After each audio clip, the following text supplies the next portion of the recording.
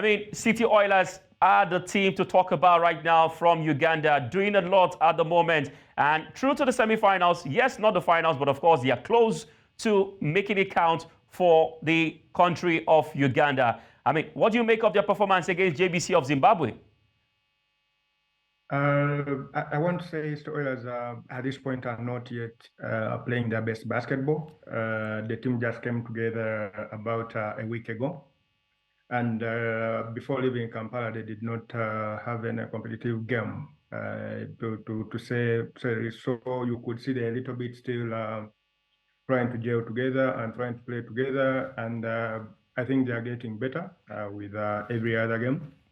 They're going to have their final group game today against Beira of Mozambique. And I think you will see the improvement with every game that comes. At the moment, they're relying on individual brilliancy from the guys given the experience they have. Parish Petty, Den Mira, who was with Slack last season during Bar. Robinson Opong, the 30, 34, 35-year-olds are the ones that are driving the team at the moment. And of course, Jermaine Ribak, who was with the team last season. But you would think this group has all it takes to qualify again for their second season in the Basketball Africa League. All right, you know, you've talked about that, but before we go further more into the exploits and what have you with the City Oilers, let's hear from the coach of City Oilers and the power forward. He had something to say after their victory yesterday against JBC. First quarter, 10 points. Those guys came back and they went up, and then we just kept fighting. We came back, took the lead again. Late in the fourth quarter, they came back, tied the game, and then we went up 10 points. So just a continuous fight, the grittiness, and just being tough. Me personally, I've been in these situations many times before. I practice a lot throughout the summers, and you know, when I'm in season, to be prepared for these situations, you know, close games. You know, whether we win it or not, I've been playing for a long time professionally. So, you know, I'm just ready for these situations. I'm ready for big moments. I pride myself on being able to make big shots down the stretch. And as far as our team, we practice hard, we play hard, and we want to win. You know, we want to do this for Uganda. We want to bring something home, something for those guys to be proud of internationally. So we just hanging our hats and trying our best to make the city proud, make the country proud. Just had our second game, well fought game. Happy for the win. Happy the way we fought in the game. That was a very good team. Could shoot the ball. Very good in transition. Very good rebounding team. Very aggressive, but the boys stepped up. You know, these games are tough, and one thing that I like about our team is that we don't give up. You know, we keep fighting, and that's what we did today. The crucial time when we needed some big buckets, we made some buckets. You know, that separated us from them. At the end of the day, you know, experience, you know, showed in the game, and I'm happy for what the boys did. Mandy Dear, of course, and the power forward talking. We still have Franklin Kaweru still with us all the way from Uganda. Franklin, I'd like to ask you right now, Uganda as a whole, when it comes to the world of basketball, there seems to be a rise. I mean, with the basketball coming out from Uganda, what is Uganda doing differently that has seen their basketball grow this far in Africa? I think we'll start with the structures. Mr. Oilers specifically, I think they have taken a deliberate effort to put structures in place, especially from the administrative side of the game.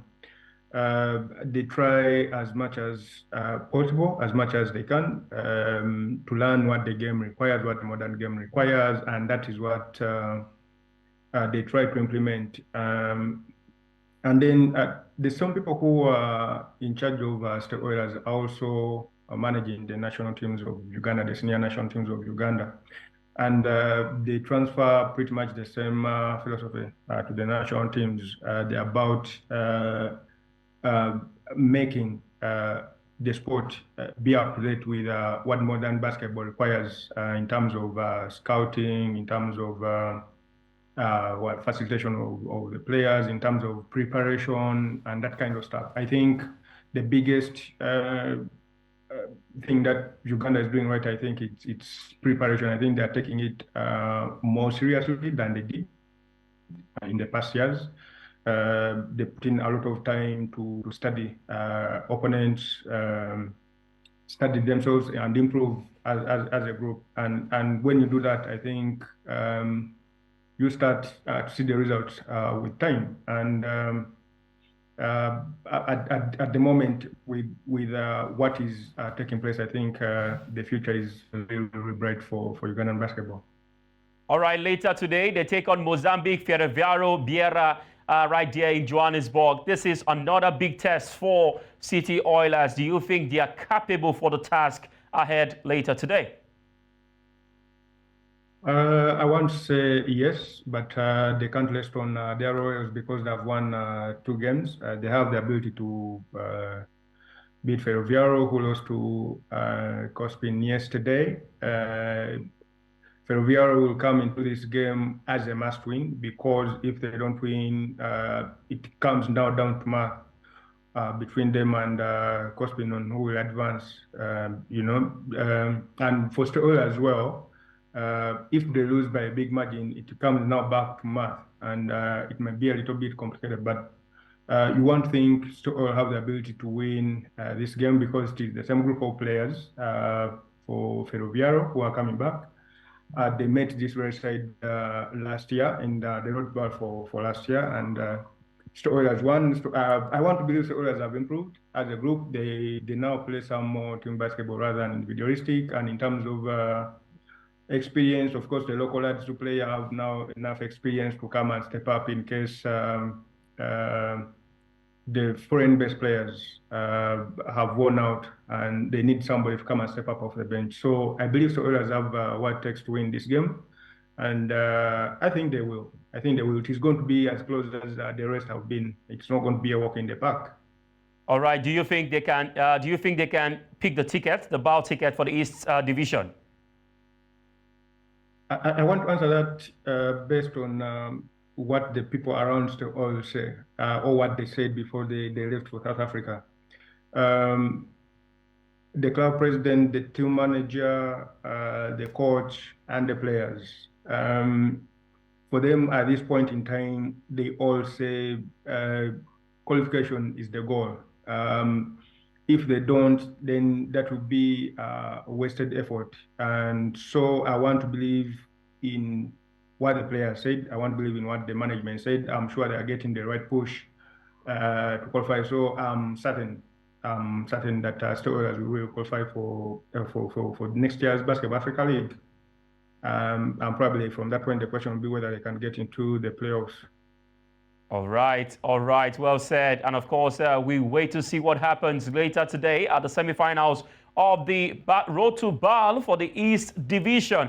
Thank you very much, Franklin Kaweru. We can only wish City Oilers best of luck ahead of their game today. Thank you. All right, thank you too.